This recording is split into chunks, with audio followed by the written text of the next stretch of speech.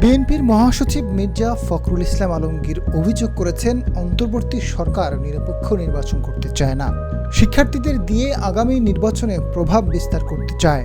মঙ্গলবার বিবিসি বাংলাকে দেওয়া সাক্ষাৎকারে এমন অভিযোগ করেছেন তিনি।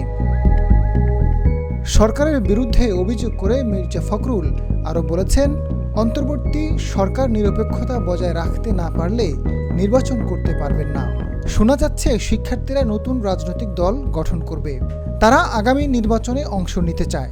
সরকার নিজেদের প্রতিনিধি রেখে নির্বাচন করতে চাইলে অন্য রাজনৈতিক দলগুলো মেনে নেবে না।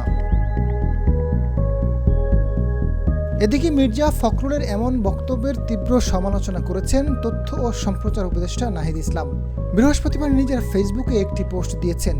ভেরিফাইড প্রোফাইলে উপদেষ্টা নাহিদ বলেছেন, বিএনপি মহাসচিবের নিরপেক্ষ সরকারের দাবি মূলত আরেকটা ১/১১ সরকার গঠনের ইঙ্গিত বহন করে। ১/১১ এর বন্দোবস্ত থেকেই আওয়ামী ফ্যাসিজমের উত্থান ঘটেছিল। বিএনপি মহাসচিবের বক্তব্য নতজানু পররাষ্ট্র নীতির ধারাবাহিকতা এবং গুম খুন ও জুলাই হত্যাকাণ্ডের বিচার না হওয়ার আলামত রয়েছে। জাতীয় সরকারের বিষয়ে নাহিদ বলেছেন, আমরা চেয়েছিলাম একটা জাতীয় সরকার। এটি হলে ছাত্রদের অন্তর্বর্তী সরকারে আসতে হতো না।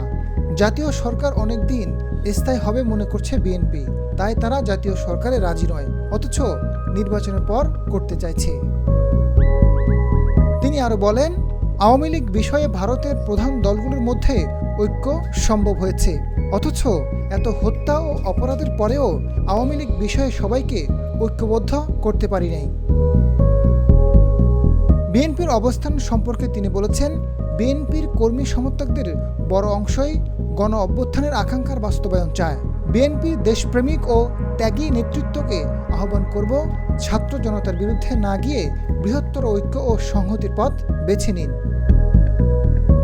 এদিকে মঙ্গলবার বাসসকে দেওয়া সাক্ষাৎকারে তথ্য উপদেষ্টা মোহাম্মদ নাহিদ ইসলাম বলেছেন, জুলাই গণ অভ্যুত্থানের মধ্য দিয়ে তরুণ প্রজন্ম তাদের চিন্তাভাবনা ও কর্মকাণ্ডের মাধ্যমে আগামী ২০ বছর ধরে রাষ্ট্র, রাজনীতি ও সমাজকে ব্যাপকভাবে প্রভাবিত করবে।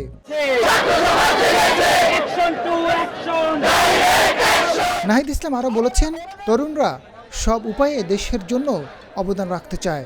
স্বৈরাচার পতনের পর বাংলাদেশকে কিভাবে পুনর্গঠন করছে তা এখন সমগ্র বিশ্ব প্রত্যক্ষ করছে। Azad Faruk, GTV news.